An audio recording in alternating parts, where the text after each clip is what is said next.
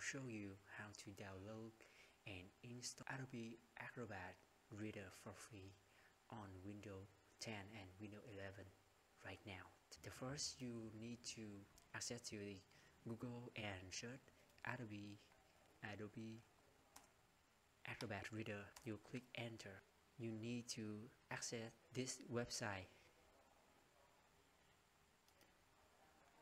Download Acrobat Reader right here. You need to choose address to download. I download to desktop. You need to double click Reader. You need wait the Adobe Acrobat Reader install just a minute. If you like this video, you can support me by like this video and comment what you think. So thank you very much. Now you can using it right now. Okay, thank you for watching this video. Bye.